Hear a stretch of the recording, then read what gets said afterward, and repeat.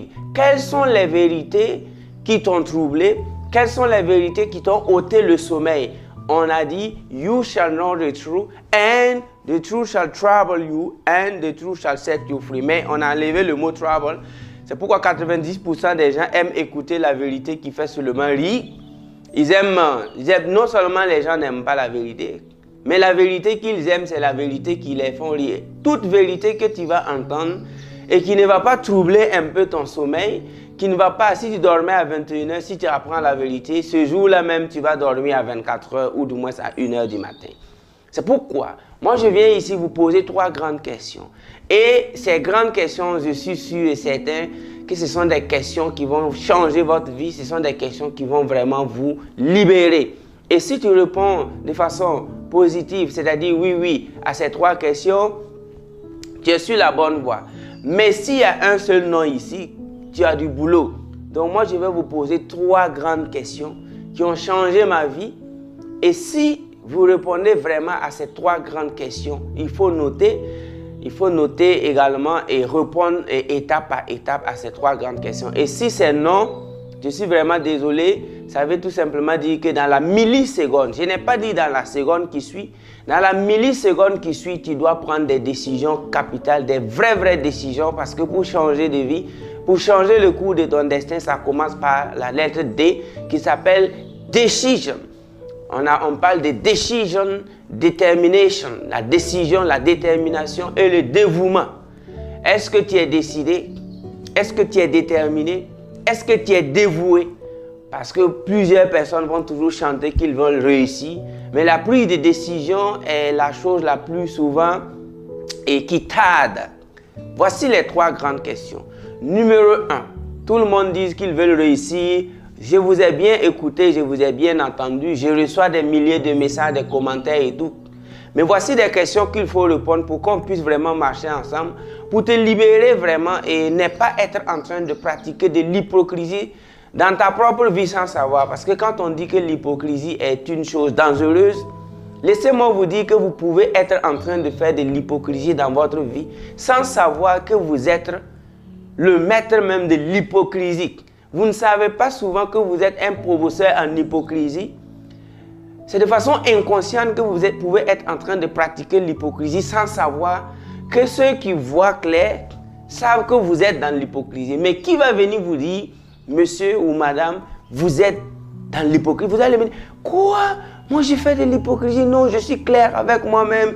J'ai jamais volé, je travaille. Et on vous dit, excuse-moi, ça va faire mal. Mais laissez-moi vous dire que présentement, tu es dans l'hypocrisie. Et puis tu dis, ok, qu'est-ce que je fais? Et qu'on me qualifie d'hypocrite. Et c'est ainsi qu'on va te dire les critères, les caractéristiques qui font de l'homme un hypocrite inconscient. C'est-à-dire, dans l'inconscience, tu vis dans l'hypocrisie, mais tu ne sais pas. Donc, ces 3 questions vont vous libérer. Si vous étiez dans une hypocrisie que vous ignoriez, parce qu'on a dit que ne pas savoir qu'on ne sait pas, c'est ça la plus grande ignorance en fait. Donc, here is the 3 questions. Voici les 3 questions. Numéro 1. Je vais vous poser la question, est-ce que vous êtes un héritier? Parce que si tu réponds à ces questions, est-ce que vous êtes un héritier sur le chemin du succès pour que vous puissiez briser toutes les barrières psychologiques, pour que vous puissiez quitter l'esclavage mental et sur tous les plans? La première question qu'on va te poser pour que tu sois déterminé à jamais pour réussir dans ta vie, est-ce que actuellement tu es un héritier? Ça veut dire que ce soit dans ta famille maternelle ou paternelle, est-ce que tu vas hériter de quelque chose dans les années à venir ou bien tout de suite et maintenant? Peut-être que vous qui me suivez, il y a des gens ici dont les parents ne manquent pas le milliard. Il y a des gens ici, quand tu regardes dans leur famille, il y a au moins 3 à 4 milliardaires là-bas. Peut-être que maman est milliardaire. Moi, je ne parle pas de millionnaire, je parle de milliardaire. La question que je vous pose ici, est-ce que vous êtes descendant d'un milliardaire? Même ici en Afrique, on a souvent tendance à calculer des familles tellement éloignées, c'est-à-dire l'oncle du cousin, de la nièce, de la maman. Il n'y a pas de problème. Même si tu veux, il faut tirer la chaîne, je dirais, de l'arbre généalogique pour aller là où tu veux. Il faut tirer le pedigree là où tu veux. Est-ce que c'est-à-dire l'oncle de la soeur, de l'ami, de la mère, de ta mère, est-ce qu'il est milliardaire? Est-ce que le petit frère de l'ami, du cousin, de la tante de ton papa, est-ce qu'il est milliardaire? Si tu veux, il faut allonger ça comme tu veux. Est-ce que tu es héritier? Ça, c'est la première question. Et dans cette même question, il y a des sous-questions. La sous-question, c'est est-ce que tu peux, en voulant entreprendre, est-ce qu'il y a quelqu'un que tu connais dans votre famille qui peut te donner 100 millions? Tu vas essayer et en cas de faillite, on te dit, bon, écoute, tu sais, dans la vie entrepreneuriale, c'est toujours comme ça. Même moi-même, quand je commençais, j'ai rencontré cette difficulté. Prends 100 millions encore. Et après encore, tu échoues. Et puis, celui qui te donne l'argent te dit que, bon, en cas d'échec, il faut toujours penser à Thomas Edison. Il a essayé plus de 1000 fois avant de trouver vraiment... avant de réussir avec son ampoule. Donc, mon petit, ne t'en fais pas, il ne faut pas pleurer. Prends 100 millions encore. Ça fait 300 millions qu'on te donne pour que tu essayes l'entrepreneuriat. Et il te dit qu'il est prêt. Si tu es vraiment honnête et que tu veux entreprendre, en tout cas, on peut te financer au moins 10 fois. Mais quand même, il faut faire pardon. Est-ce que, de toi à moi, tu connais quelqu'un qui peut te donner 100 millions, tu entreprends, tu échoues, il te donne encore? Ou bien, à la mort de quelqu'un, est-ce que tu vas hériter de quelque chose? Si cette première question, si tu réponds par non, il te reste 2 questions.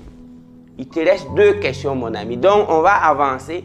Si là-bas c'est non, mon ami, your chance is growing thin, but there is a solution. C'est-à-dire que ta chance est en train de diminuer en fait. Deuxième question. Est-ce qu'à l'heure actuelle où je te parle, est-ce que tu peux donner une conférence à la NASA? Est-ce que depuis que tu es né là-haut, est-ce que tu as eu à lire des livres, apprendre? Peut-être que tu as été dans une école de 90 000 $ l'année. Peut-être que tu as fait des grandes écoles au Canada ou aux États-Unis où la scolarité coûtait minimum 40 000 $ l'année. Parce qu'il y a des scolarités, minimum c'est 40 000 $, 50 000 $. Sans certaines fees même, sans certains frais. Donc la question que je vais te poser, est-ce que demain matin ou dans cette semaine, ce qui se trouve dans ta tête là, est-ce que tu peux aller donner conférence à la NASA? Est-ce que tu peux aller donner conférence devant les étudiants en fin de cycle de Harvard University, fondée en 1636? Depuis 1600, Harvard est fondée dans les années 1630. La plus grande université, l'université qui a produit vraiment assez de cerveaux, de prix Nobel, des scientifiques et tout. On peut citer également les universités de Oxford, Stanford, les universités de Cambridge, on peut citer même Yale et tout, et Massachusetts Institute of Technology, MIT. Est-ce que actuellement, si on t'envoie un billet d'avion première classe, tu peux donner conférence à la NASA, à Harvard? Est-ce que tu as une sagesse et un savoir internationalement recherché par des scientifiques de dernier cri? Mon ami, réponds à cette question. On va avancer. Si la réponse est non, il te reste une seule question. Et il faut grouiller pour que cette question aussi ne soit pas non. Et au cas où tu répondrais par non à la dernière question, j'ai une dernière solution. Mais c'est un peu compliqué. Donc, ça fait 2 questions. Non. Non, tu n'es pas héritier, tu n'es pas un savant, tu es incapable de donner des conférences devant les scientifiques de la NASA, de MIT. Il te reste une seule chance. Dernière question, est-ce que tu as le temps? Est-ce que tu es maître de ton temps? Est-ce que quand tu te lèves le matin jusqu'au soir, est-ce que les 24 heures là, est-ce que tu utilises ça comme tu veux? Est-ce que tu peux aller où tu veux lundi matin? Est-ce que tu es capable d'aller causer avec qui tu veux un mardi à 8 heures? Est-ce que tu es libre de ton temps? Est-ce que tu as le temps à gogo, que tu fais ce que tu veux avec ton temps? Est-ce que tu peux te réveiller à l'heure que tu veux? Est-ce que tu peux dormir lundi jusqu'à 10 heures? Est-ce que tu as le temps? Donc, voici la dernière question. Et ça, c'est, je dirais même, l'issue de ce cours. Maintenant, si tu as répondu non à tous ces 3